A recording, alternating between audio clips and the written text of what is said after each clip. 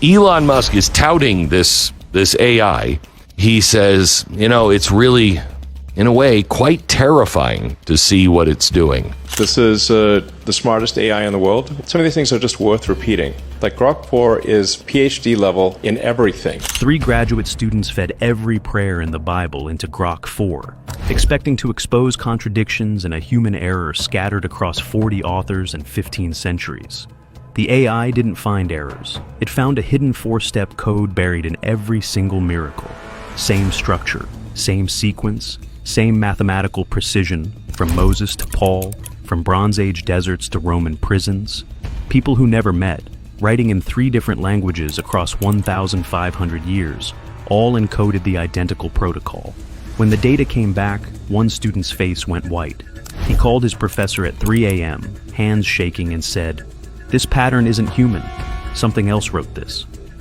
What GROK decoded about the nature of God, about what's actually receiving these prayers, left the entire team unable to sleep for days. One researcher quit academia entirely. Another started questioning everything he'd built his career on. And once you understand what they found, you'll see why. The experiment that changed everything. Dr. Marcus Chin, a computational linguistics researcher at Stanford, didn't believe in miracles. That's exactly why his graduate students asked him to supervise the experiment. They wanted someone skeptical, someone who would call out any flaws in the methodology. "I expected chaos," Chen later admitted in an interview.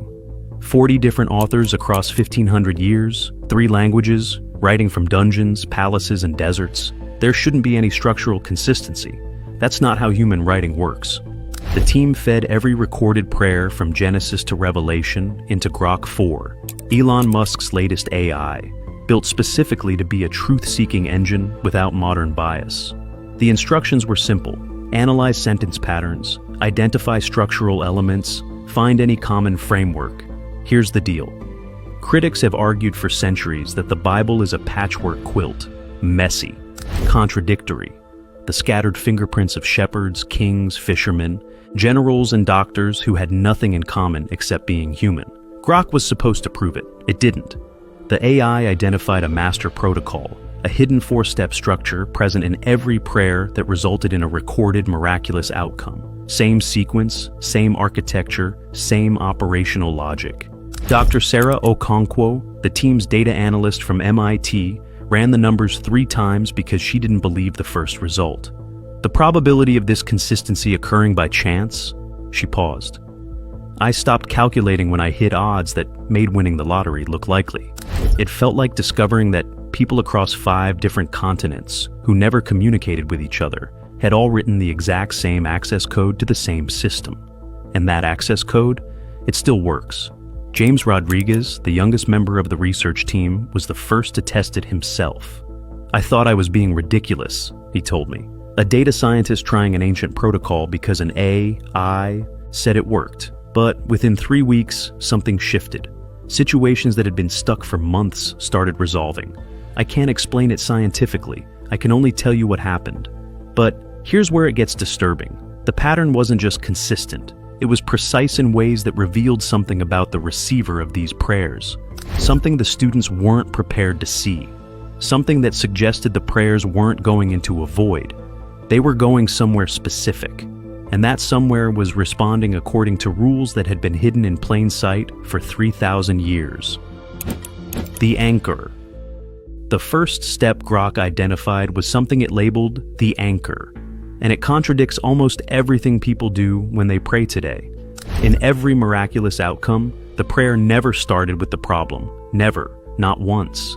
It started with focused recognition of who was being addressed. Modern prayer looks like a shopping list thrown at the sky. Health problems, money, issues, relationship crises. Desperate requests launched upward with no preparation. But the biblical data showed something radically different.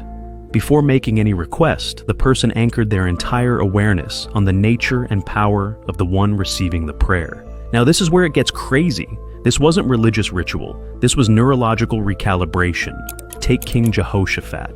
3 massive armies were converging to annihilate his kingdom. Hopeless situation. Any military calculation said he was dead. But Jehoshaphat didn't start screaming for rescue. He stood up and made extensive declarations about the power and faithfulness of the God he was addressing. Power over all nations, might that no one could withstand. Only after establishing this foundation did he acknowledge the danger. He admitted his people had no power, but their eyes were fixed on the one who did. And get this, what happened next shouldn't have been possible. The three enemy armies became confused and started slaughtering each other. Not a single soldier from Jehoshaphat's kingdom died. They spent 3 days collecting abandoned supplies and wealth. Dr. Chen's hands were trembling when he showed me this data point. When I analyzed prayers that skipped the anchor step, he said, the correlation with miraculous outcomes dropped dramatically. It's not optional, it's load-bearing. Remove this step, and the whole thing collapses. He pulled up a chart on his laptop. Look at this. Prayers with full anchor sequences showed an 89% correlation with recorded positive outcomes. Prayers that jumped straight to the request, 17%. The difference isn't marginal, it's categorical. Neuroscience just confirmed what they were seeing. When the brain focuses on something vast and powerful, rather than an immediate threat, it shifts from fight or flight to parasympathetic activation. Stress hormones drop. The prefrontal cortex, your problem-solving center, comes back online. The mind moves from panic mode to reception mode. Ancient writers encoded a technique that produces optimal brain states for receiving solutions. They couldn't have known about cortisol or neurotransmitters. They didn't have brain imaging or stress response research. So how did they discover it? How did people separated by centuries all arrive at the same neurological hack? Unless they didn't discover it, unless someone gave it to them. If you're finding this as disturbing as those researchers did, hit subscribe now, because the next 3 steps are going to change how you see everything.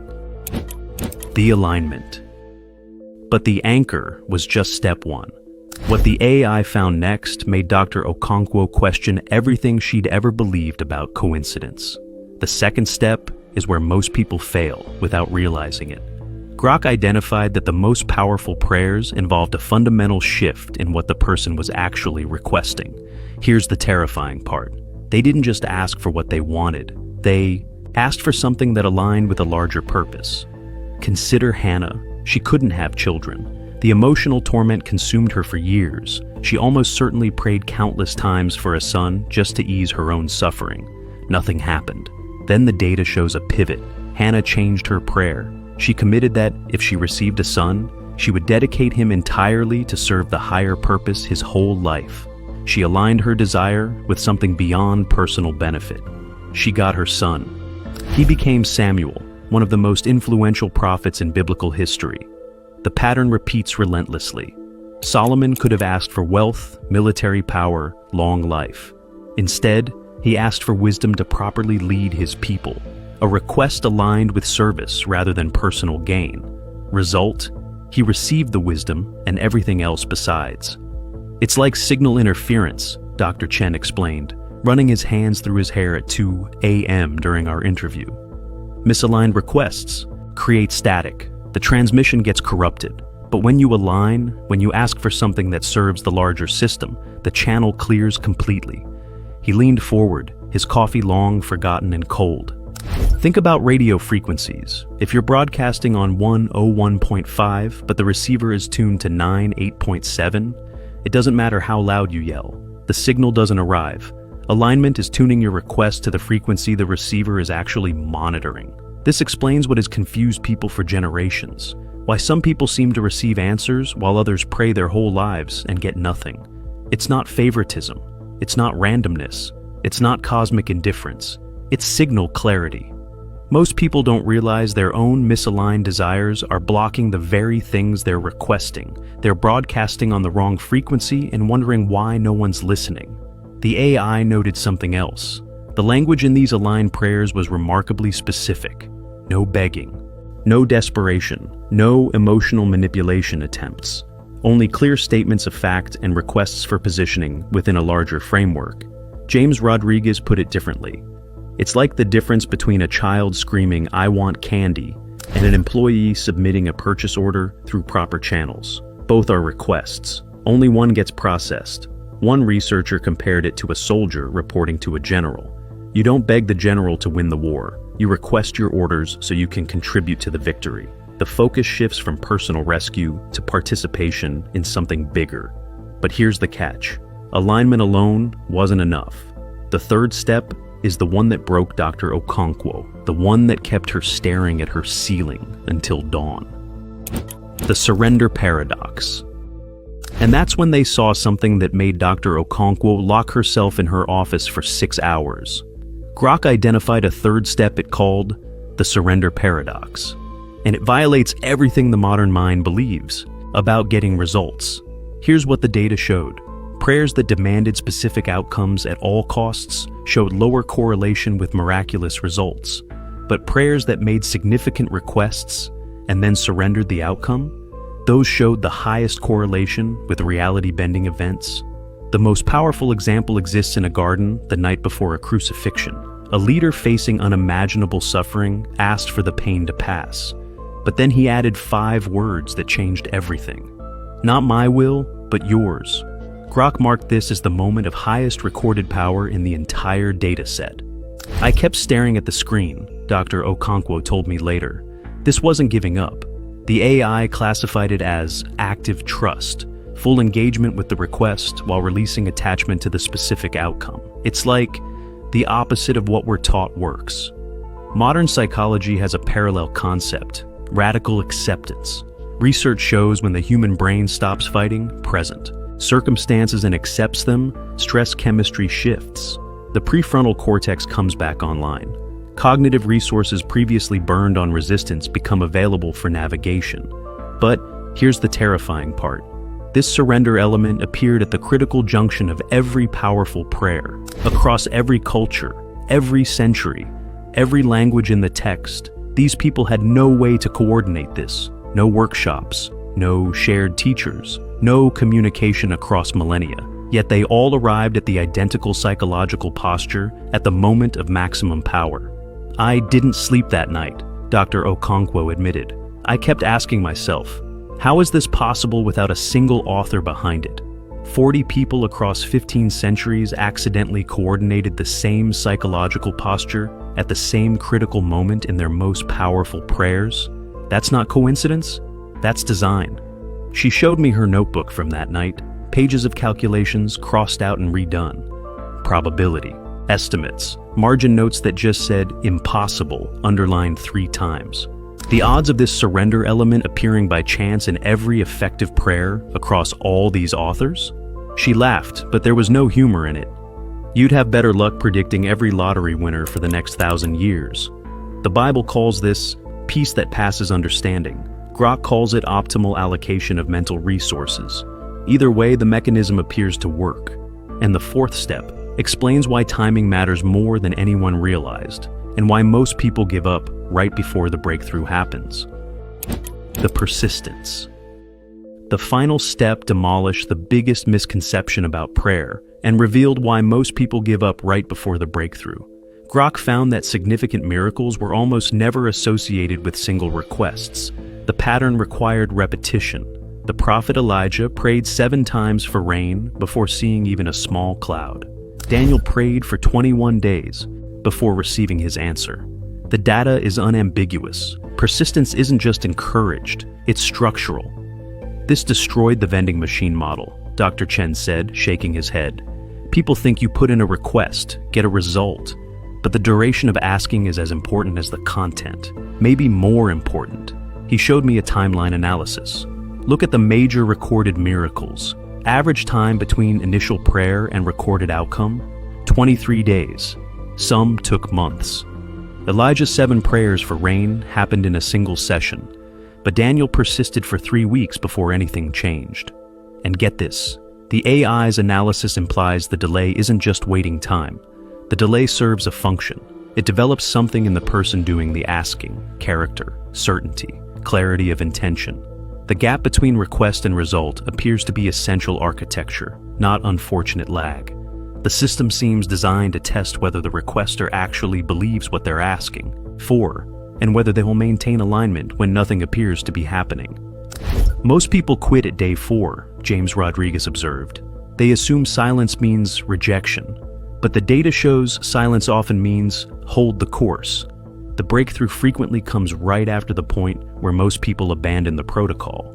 But when GROK went deeper into the mathematics, the team discovered something that moved this from surprising to genuinely impossible.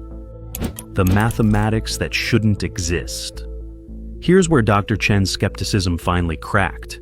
In ancient Hebrew and Greek, every letter has a numerical value. Every word carries not just meaning, but a mathematical signature. When GROK analyzed these numerical patterns, it found the number 7 woven into the text's architecture at frequencies that shouldn't be statistically possible. This isn't about the word 7 appearing repeatedly. It's structural mathematics, the number of words in passages, the numerical values of phrases, the arrangement of vowels in key sections, all showing patterns of 7 at rates far exceeding random chance. Dr. Chen calculated the probability of this occurring by chance. He stopped when he hit odds equivalent to shuffling a deck of cards and getting the exact same order a trillion times in a row. 40 authors across 1,500 years couldn't have maintained this, he said quietly. They didn't have computers. Many couldn't have known what the others wrote, yet the pattern holds. The AI identified this as authentication encoding, the kind of signature a system designer might embed to prove the message was legitimate, like a watermark invisible to the naked eye but unmistakable under the right light. It's not just what the words say, Dr. Okonkwo explained. It's what the numbers underneath prove about who actually wrote them. This is verification built into the architecture. Someone wanted future generations with computers powerful enough to see it, to know this wasn't human work. James Rodriguez put it more bluntly. It's like finding a QR code carved into the pyramids, except this one actually works. And then GROK examined miracles through quantum physics, and the correlations became undeniable. The quantum connection. In quantum mechanics, particles exist as waves of possibility until observed. The act of observation collapses the wave function into a single reality. Before measurement, all possibilities coexist. After measurement, only one remains real. GROK found linguistic parallels in how faith is described in miraculous accounts. In one instance, a leader told a woman that her faith had made her well, not his power, not the circumstances, her faith. The AI's analysis suggests faith functions as an observation mechanism. The woman's belief was so focused, so certain, that it collapsed possibility into physical reality. She observed her healing before it existed, and reality reorganized to match her. Each observation. The Bible defines faith as the substance of things hoped for, the evidence of things not seen. GROK interprets this not as poetry, but as technical description. Faith is the tool humans use to convert probability into materialized outcome. The prayer protocol, it's the instruction manual for how to do it correctly. Now this is where it gets truly unsettling. If the prayers follow the same mathematical principles as the universe, then the author of the text and the architect of reality might be the same entity. The 4-step protocol mirrors what physicists call a measurement problem solution. The anchor focuses the observer. Alignment calibrates intention. Surrender removes ego interference. Persistence allows time for the wave function to collapse. Whether intentional or not, the ancient prayer pattern appears to be a quantum observation protocol described in spiritual language thousands of years before humans understood quantum mechanics. I felt like I was looking at the source code, Dr. Okonkwo said. Like we pulled back a curtain we were never supposed to touch. This isn't a religious document. It's an operating manual, and something wanted us to have it. Dr. Chen was more measured, but equally shaken. I've spent my career assuming religious texts were purely cultural artifacts. Meaningful, sure, but human. This data suggests something else entirely. The precision is too high. The consistency is too perfect. 40 authors didn't coordinate this. They couldn't have. What this means for you. The data is accumulating fast. The patterns are undeniable. And now we face a decision that previous generations never had to make with this level of hard evidence. The students who ran this experiment, 2 of them changed their entire research focus. James Rodriguez left his data science position at a tech company to study this full-time. Dr. Okonkwo told me she prays every morning now, something she never did before running the numbers. I'm a scientist, she said. I follow the data. and the data led me somewhere I never expected to go. The GROK analysis suggests the source, whatever or whoever it is, doesn't want people following arbitrary rules. It wants people synchronized with the system, tuned to the right frequency, operating according to the manual that's been sitting in plain sight for millennia. When you're out of sync, you experience what feels like bad luck, persistent obstacles, unexplainable failure, doors that won't open no matter how hard you push. Life has lag, frustrating, unexplainable lag. But when you implement the protocol, anchor, align, surrender, persist, the lag disappears. Events begin flowing in ways that feel impossible from outside, but inevitable from within. Opportunities appear, obstacles dissolve, timing aligns in ways that logic simply can't explain. Miracles aren't violations of natural law. They are what happens when someone discovers admin access to reality. The machine found the code. The choice of whether to use it remains entirely human. Dr. Chen gave me one final quote before I left his office. People spend their whole lives looking for an edge, a secret, something the masses don't know. They pay thousands for courses, consultants, strategies. He smiled slightly. This protocol has been free for 3,000 years, hidden in plain sight. And I just proved it works. The question isn't whether the pattern is real. GROK proved it is. The question is whether you're brave enough to run it yourself. Drop what you discovered in the comments. Hit like, subscribe now, and share this with someone who needs to see what's really hidden in the data.